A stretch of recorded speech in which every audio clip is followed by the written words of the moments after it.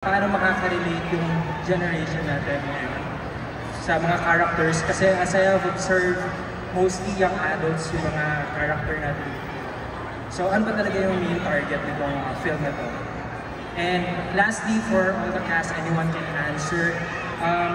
Sa ginampanan yung role, paano kayo nakarelate as you, kayo, sa character na ginampanan nyo?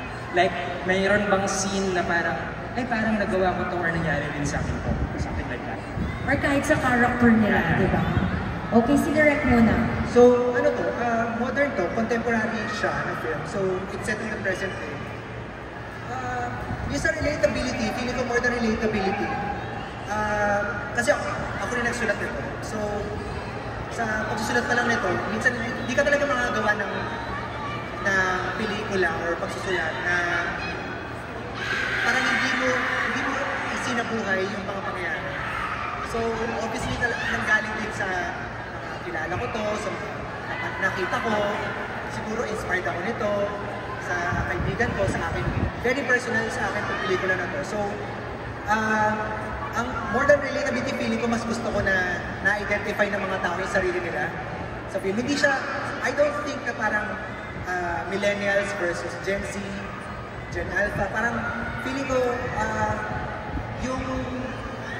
yung mga hardships sa yung mga pinagdadaanan ng mga tao, universal siya.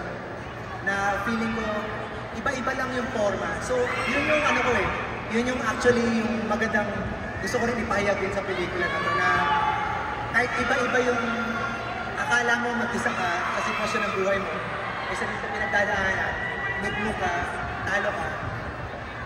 Pero, akala mo nag-iisa ka, pero lahat tayo parang nasa isang ano lang tayo, nasa isang trend lang tayo. So, feeling ko yun yung gusto ko i-achieve sa kanya, na universal siya, no matter what age you are. Pero feeling ko, it's encapsulated in a young adult, in a young world. Na feeling ko, mas lively. Mas sila yung nakaka-experience nun first. Thank you, Direk. Of course, yung mga cast. Pero bago yan lahat, quiet po muna tayo, para hindi mahirapang makipagbakbakan ng mga cast natin at sa pagsagot nila ng bonggang-bongga. At para marinig ko rin ate mong girl, yung sagot nila, Kyla. Umpisa natin kay Kyla. Kyla, ikaw. Quiet muna. Siguro, kung paano ako makaka-relate sa character ko. Medyo iba din siya from kung paano ako sa totoong buhay. But si Tasha kasi yung character ko, ano siya, vlogger, parang content creator siya on social media. So siguro dahil doon ako nagsimula, nakaka-relate ako sa kanya in a sense na there's a slightly negative perception of people that do content creation. And I think, yung character din ni Tasha, I feel like a lot of people will misunderstand her. But eventually, hopefully, when the movie ends, mag-iiba yung tingin niyo sa kanya. Thank you, Kyla. Of course, sino pa ang gusto sumagot? Joshua. Okay, si Joshua. Paano ako nakaka-relate sa character ko? Kasi character ko doon, si Carlo, ay taga-Batangas. Oo nga! Yung like lookness pa lang, kinikilangan ko ng ilabas yung punto. Totoo!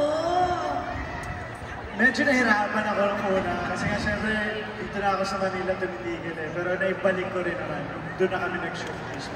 Correct, diba? Para naalala mo siguro yung childhood days mo, gano'n. Tsaka ang galing nung gumanap na nanay ko. Kasi ang galing niya mag-Batanggil niya, pero hindi siya Batanggil. Correct, diba? Pero in fairness nakita mo naman natin may polo ulit si Joshua. Ipapamigay mo ba ulit siya? Nawala siya ng polo. Spare na to. Alam mo ba yung nanalo ng polo kanina, yun din yung nanalo sa game natin, ang swerte. Sige, maraming salamat. May gusto pa bang sumagot? How about you, Heaven? Nakarelate ka ba sa... Konti lang na nakaka-relate ako dun sa character ko, which is si Dayan. Kasi si Dayan, may pangarap kasi siya. And so, kung kahit anong way, kukunin niya yung pangarap na yon. And so, siguro nagkamali siya at some point in her life. Pero makikita mo dun yung pagbabago niya. And makikita mo yung growth niya throughout the film naman. And so, ayun yun yung, doon ako nakaka-relate sa part na ngayon. Pero sa ibang parts, abangan na lang ng mga tao. Ayan, thank you, Hamlet. How about you naman, Kuya Enchong? Nakarelate ka ba dun sa tanong? Oh, wait lang. Quiet muna para marinig natin si Kuya Enchong. Oo. Lalo ka Hindi. Siguro, yung pinaniniwalaan ng character ko yung nakaka-relate ako. Kasi, I myself, I don't believe in abortion. So, may topic na ganun eh. I think the reason why this film is also very good for the generation that we have right now is because we tackle things, we tackle subjects that are very relatable, and at the same time, it's a conversation that we're having right now, diba? I mean, recently we just talked about divorce in the Senate.